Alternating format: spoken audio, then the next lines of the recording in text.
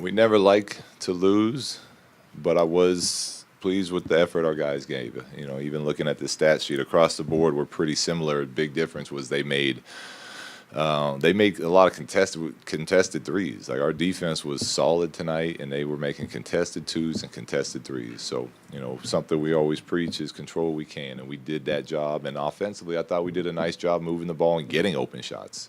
We unfortunately shot 18% from threes, and a lot of those were uncontested. So I can't be mad at that. That's all. That's what we're looking for to get open looks. But I did think the effort was, for the most part, the start of the third was no good. But besides that, I thought our effort for the night was was something to hang the hat on as far as how we're going to keep playing every single night. And I thought the guys coming in off the bench again did another really, really good job of leaving everything they had out there on the court. Luke, what were your thoughts on Mo Wagner's first start and also your expectations for him moving forward? I thought Mo was good. He looked a little nervous to start. Well, maybe not nervous, but he was. I think he was probably a little overly excited. It felt like on some of the stuff, and as he got into the groove of the game, and he just started making the reads and making plays. It was a good night for him and a great learning experience for him and something to build on. Are you? I was just wondering if I could get your thoughts on Jonathan Williams and sort of what he's contributing right now. Well, he's been great for us. This is what we saw him do early in the season. Training camp and early.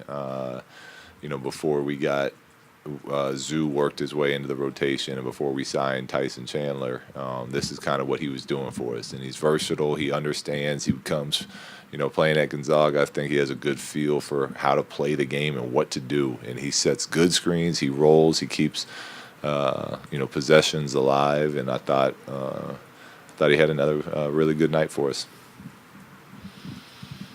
Luke, since the All-Star break, obviously you couldn't have accounted for Kuzma getting hurt and Brandon shutting things down. Outside of perhaps maybe missing open shots, as you mentioned tonight, has there been any recurring problem that you've seen or recurring thing that you wish you guys would have done better between the last couple of weeks?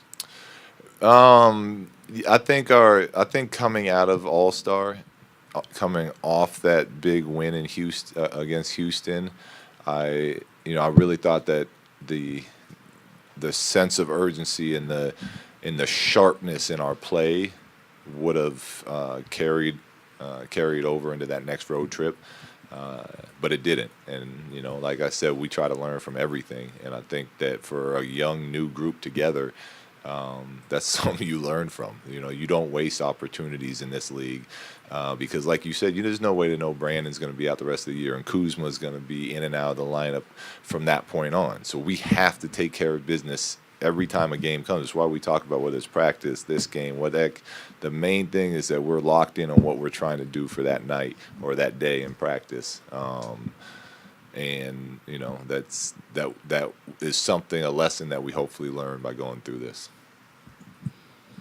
Luke, with you guys monitoring LeBron's minutes, are there junctures in the game where you sub him out that sort of maybe your initial instinct as a coach just kind of feels like a little off? Are you fighting some instincts? I mean, that third quarter comes to mind when you guys were down by 5. Yeah, it's LeBron's one of those guys that anytime you take him off the court, you fight that instinct. I mean, you want to play the guy 48 minutes because of what he's capable of doing, from playmaking to scoring to, reads on the defensive end to leading. You never, at least I never feel good about having to take him out. Okay. With all the injuries that you have, but you have LeBron, how is your offense and what you call and what you run different than when you had everybody healthy? Well, we still want to, play the similar style. I thought our pace. I'll get the pace numbers later tonight, but I thought our pace was pretty good tonight. We still want to move the ball. I think with the injuries we have now,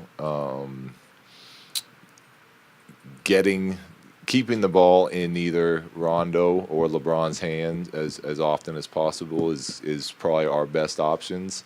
And getting movement and letting LeBron post up or Rondo play his pick and roll game, we're probably getting to much more than we would have earlier in the season, or if we had a fully healthy roster. Luke, you talked about shooting just 18% from three-point land tonight. In the big picture, how do you guys improve that? That's been one of the Achilles' heels this year.